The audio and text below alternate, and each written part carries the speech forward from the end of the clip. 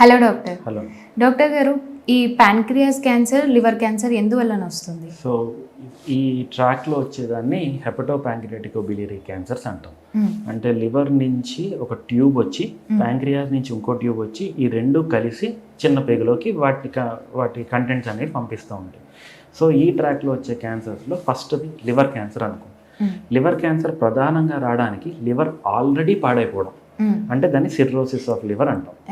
ఈ cirrhosis of liver most కామన్గా జరిగేది దేనివల్ల అంటే ఆల్కహాల్ వల్ల.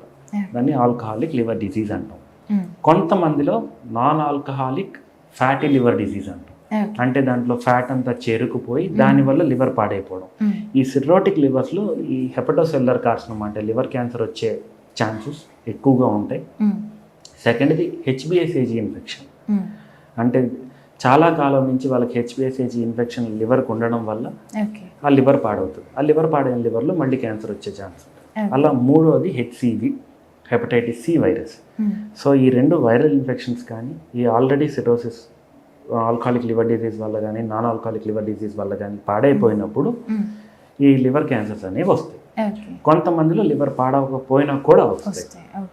సో ఈ లివర్ క్యాన్సర్కి ప్రధానంగా మెయిన్ చేసేది ఏంటి, అది ఎలా ప్రజెంట్ అవుతుంది, ఆ లివర్ పాడైపోయిన సిమ్టమ్స్ వల్ల తెలుస్తుంది, లేదా ఏదైనా రొటీన్ స్కానింగ్లో సిటీ స్కానింగ్లో వాళ్ళల్లో ఐడెంటిఫై అవుతుంది. ఐడెంటిఫై అయినప్పుడు కొన్ని సర్జికల్గా స్టేజ్లో ఉంటే మేము ఆపరేషన్ చేసి సర్జరీ ద్వారా దాన్ని తీసేస్తాం. వీటికి కూడా ఇప్పుడు రోబోటిక్ సర్జరీస్ ఉన్నాయి అండ్ లివర్ క్యాన్సర్లు కూడా చేయగలుగుతున్నాం, ప్రతి ఒక్కళ్ళకి కాదు. రెండోది లివర్ ట్రాన్స్ప్లాంట్ చేస్తాం. సో వీళ్ళకి ఆల్రెడీ పాడైపోయింది లివరు, దాంట్లో క్యాన్సర్ వచ్చింది, అది తక్కువ మోతాదులోనే ఉంది అని అనుకుంటే వీళ్ళకి లివర్ ట్రాన్స్ప్లాంట్ చేస్తాం. సో లివర్ ట్రాన్స్ప్లాంట్ వల్ల ఆ పాడైపోయిన లివర్ని మారుస్తున్నాను, వచ్చిన క్యాన్సర్ని క్యూర్ చేస్తున్నాను. మూడోది ఈ రెండు పద్ధతులు కనుక మనం చేయలేకపోతే ఇప్పుడు వాళ్ళకున్న అడ్వాన్స్మెంట్స్ ప్రకారం ఇమ్యూనోథెరపీ ఇవ్వడం కానీ, లేకపోతే టార్గెటెడ్ థెరపీస్ అంటాం. అంటే ఆ క్యాన్సర్ గడ్డ ఏదైతే ఉందో దానికి మాత్రమే నేను కీమోథెరపీ పంపడము, దాన్ని టేస్ అంటాం. లేకపోతే దానికి మాత్రమే రేడియేషన్ పంపడం, రేడియో ఎంబలైజేషన్ అంటాం, దాన్ని టేర్ అంటాం. ఇట్లాంటి అడ్వాన్స్డ్ పద్ధతులు పాటించడం వల్ల వాళ్ళ లైఫ్ అనేది మనం ప్రొలాంగ్ చేయగలుగుతాం. సెకండ్ క్యాన్సర్ ఏంటి అంటే ప్యాంక్రియాటిక్ క్యాన్సర్. ప్యాంక్రియాటిక్ క్యాన్సర్ మోస్ట్గా కామన్గా ఎందుకు వస్తుంది, రెండు కారణాలు. ఒకటి వయసు అవ్వడం, రెండు స్మోకింగ్ హిస్టరీ ఉండడం. సో ఈ ప్యాంక్రియాస్ క్యాన్సర్, ప్యాంక్రియాస్లో ఉండే 4 భాగాలు అంటే హెడ్, టెయిల్, బాడీ అంటాం. సో హెడ్లో వచ్చే క్యాన్సర్స్ జనరల్గా జాండీస్తో వస్తాయి, జనరల్గా పెయిన్లెస్గా ఉంటాయి. అండ్ ఇవి ఐడెంటిఫై అయినప్పుడు ఆపరేషన్ చేసి, ఒక కాంప్లెక్స్ ఆపరేషన్ ఉంది, ఆ ఆపరేషన్ చేసి దాన్ని తీసేస్తాం, చాలా బెటర్గానే ఉంటుంది. లేదా ఇటు సైడ్ వచ్చింది, అది సర్జరీకి ఎమనబుల్ అయితే తీసేస్తాం. బట్ మోస్ట్ ఇంపార్టెంట్ ఏంటంటే ఇందులో చాలా వరకు అడ్వాన్స్డ్ స్టేజెస్లోనే ఉంటుంది, చివరిలో వచ్చేది.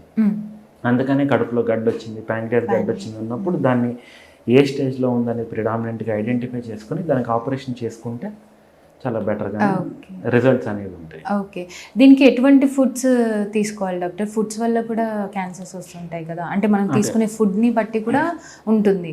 ఎలాంటి ఫుడ్స్ తీసుకుంటే హెల్తీగా ఉంటారు? జనరల్గా రెయిన్బో డైట్ అంటారు.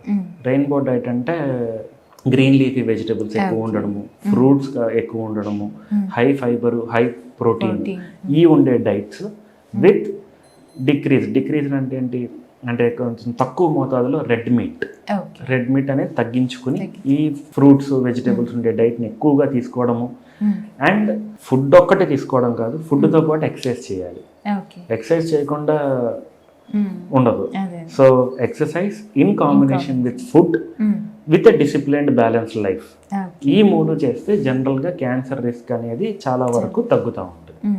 అండ్ అవుట్ సైడ్ సోర్సెస్ అంటే లైక్ స్మోకింగ్ కానీ, ఆల్కహాల్ కానీ, ఒబిసిటీ కానీ, ఈ 3 మనం రాకుండా చూసుకోవడం, లేకుండా చూసుకోవడం అనేది చేయడం వల్ల క్యాన్సర్ రిస్క్ అనేది చాలా వరకు తగ్గుతుంది. ఈ లివర్ అనేది ఎండిపోతుంది అని అంటారు కదా డాక్టర్, ఏజ్ పెరుగుతున్న కొద్దీ అలా అవుతుందా లేకపోతే ఎలా? లివర్ పాడైపోవడాన్ని సిర్రోసిస్ అంటాము. ఆ సిర్రోసిస్ అన్నది రావడానికి చాలా కారణాల్లో మోస్ట్ ఇంపార్టెంట్ కారణాలు ఈ ఆల్కహాల్ లేదా లావుగా ఉండడం కూడా కాదు, non alcoholic fatty liver disease అంటాం. అందుకని ఈ ఫ్యాటీ లివర్ ఇవన్నీ చూస్తూ ఉంటాం. ఆ ఫ్యాటీ లివర్ వచ్చిన వాళ్ళందరికీ క్యాన్సర్ వస్తుందని కాదు, బట్ ఆ ఫ్యాటీ లివర్ స్టేజ్లో మెల్లిమెల్లిగా ఆ లివర్ పాడైపోయే అవకాశం ఉంటుంది కాబట్టి దాన్ని తగ్గించుకునే ప్రయత్నం చేయాలి. ఓకే. ఈ ఫ్యాటీ లివర్ వస్తే ఎలా తగ్గించుకోవాలి? జనరల్గా ఫ్యాటీ లివర్ వచ్చింది ఆర్ ఫ్యాటీ లివర్ సెల్స్ ఉన్నాయి అన్నప్పుడు ఒక గ్యాస్ట్రోఎంటాలజిస్ట్ దగ్గరికి వెళ్ళి వాళ్ళు స్కాన్లు చేస్తారు.